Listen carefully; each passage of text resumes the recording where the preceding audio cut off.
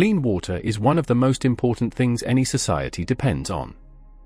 For millions of people living in cities, that water arrives through massive public systems working quietly in the background every single hour of the day.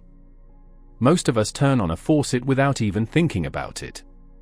But behind that simple action is an enormous network built to protect public health, support sanitation, and even help firefighters respond to emergencies.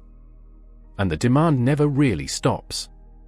People use water in the morning, late at night, during holidays, weekends, and every moment in between. Because of that, cities face a huge challenge. They must constantly find enough water, clean it to safe standards, and deliver it reliably to millions of homes and buildings with almost no interruption. It's a job that requires huge amounts of planning, engineering, and infrastructure. And among the most recognizable parts of that infrastructure is the water tower. Imagine you're responsible for running an entire city's water system. You already found a reliable source of water.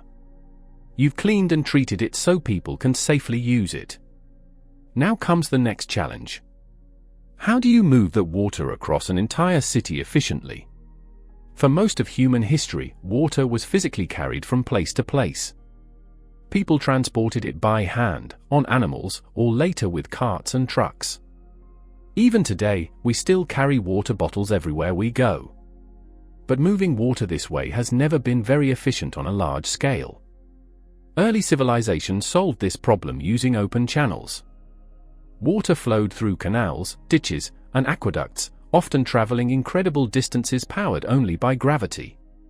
Some ancient aqueduct systems were so advanced that parts of them still stand today. Even now, open channels are still used for irrigation and drainage in many parts of the world. But they also come with serious limitations. The water is exposed to dirt, pollution, and contamination. Channels divide the land, making transportation difficult. And most importantly, gravity only allows water to flow downhill. That becomes a major problem when cities expand into hills or higher elevations. That's why modern water systems rely mostly on underground pipes. Once water is enclosed inside a pipe, pressure can move it almost anywhere. Fluids naturally travel from areas of high pressure to low pressure, similar to how electricity moves through a wire. Increase the pressure at one point in the system, and suddenly water can travel across entire neighborhoods, climb hills, and reach buildings far away from its source. So how do cities create that pressure? With pumps. A pump's job is simple in theory but incredibly important in practice. Some pumps physically lift water uphill, while others increase the energy inside the water by raising its pressure. And the larger the city, the larger and more expensive those pumps become. Now imagine you're choosing the pumps for an entire urban water system. A simple idea might come to mind. Measure how much water the city uses in one day, then buy pumps capable of matching that average demand. Sounds reasonable. But real life doesn't work that smoothly. At midnight, most people are asleep. Water demand is low, and the pumps barely have to work. But before sunrise, automatic sprinkler systems begin turning on. Then people wake up. Showers start running. Coffee makers fill up. Toilets flush. Breakfasts are cooked. Within a short time, water demand suddenly surges across the city. And almost immediately, the pumps begin falling behind. That's because a city doesn't use water evenly throughout the day. In many urban areas, water used during peak hours can become several times higher than the daily average. A system designed only for average demand can struggle the moment millions of people begin using water at the same time. If a city tried to handle its entire water demand using only pumps, the system would quickly become expensive and inefficient.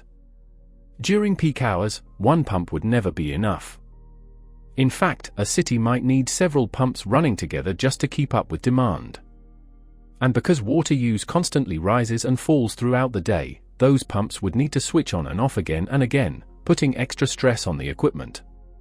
This is where water towers become incredibly useful. Imagine the same city, but now with a large storage tower connected to the system. Late at night, when most people are asleep and water use is low, the pumps continue running steadily. But instead of sending water directly to homes, the extra water slowly fills the tower. Then morning arrives. People wake up, showers start running, breakfast is prepared, and water demand suddenly jumps across the city. The pumps alone can't fully handle the surge anymore, but the stored water inside the tower makes up the difference. As the day continues, demand drops again. The pumps keep working, and the extra water flows back into storage. Later in the evening, when families cook dinner, wash dishes, and water their lawns, water use rises once more. The tower steps in again, helping the system handle the pressure before the cycle repeats overnight. This simple idea makes the entire water network far more efficient.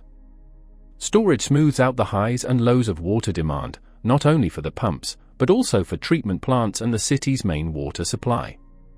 Without storage, every part of the system would need to be built large enough to survive peak demand all the time, which would cost far more money and energy.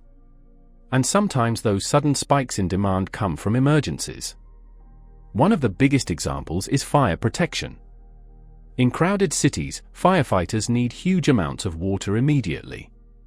Before modern water systems existed, massive urban fires often spread out of control because cities simply couldn't deliver enough water fast enough. That's one reason modern cities require emergency water storage systems, and elevated tanks play a major role in that protection. But water towers do more than just store water. They also store energy. Water systems rely on pressure to move water through pipes. Without enough pressure, even simple things like taking a shower become frustrating. More importantly, low pressure can allow outside contamination to enter damaged pipes or small leaks, creating serious health risks. Normally, pumps create this pressure, but running large pumps constantly requires huge amounts of electricity. Water towers help reduce that burden. During the night, when electricity is often cheaper, pumps can fill the tower with water. Then during the day, gravity pushes that stored water back through the system, helping supply pressure even if the pumps slow down or shut off temporarily.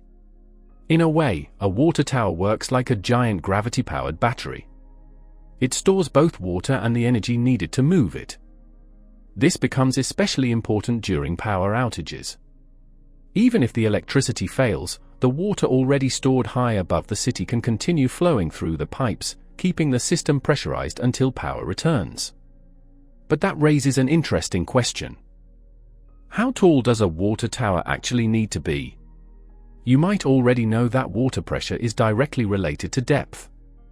The deeper you go, the higher the pressure becomes. The same principle applies inside a city's water distribution system, even though everything is enclosed within underground pipes.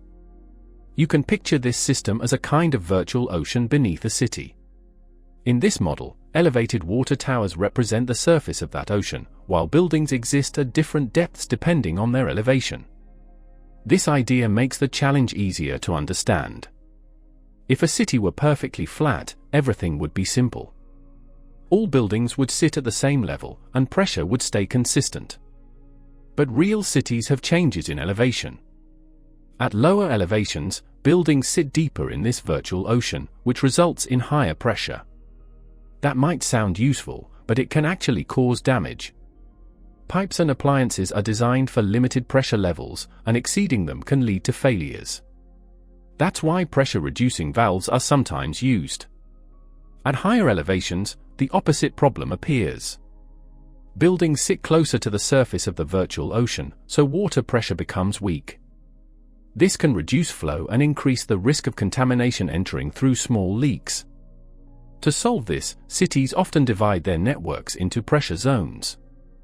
Each zone is supported by its own water tower or storage system designed for that elevation range.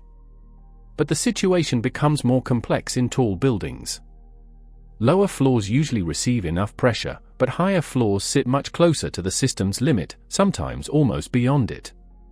Because of this, skyscrapers often use internal pumps to move water upward. In some cities like New York, buildings are required to have rooftop storage tanks to maintain stable supply. Not every city relies heavily on water towers. Some places already have water sources at higher elevation, reducing the need for extra pressure systems. In other cases, pumps alone are used when they are more practical. Still, water towers remain important because they provide reliability. They are costly, take space, and require maintenance, but they ensure stable water delivery. After all, gravity has never stopped working because of a storm. That is why elevated storage systems continue to exist in one form or another. Thank you for watching. If you have ideas for the next video, leave them in the comments below. Don't forget to like, subscribe, and stay tuned for more stories hidden in everyday systems.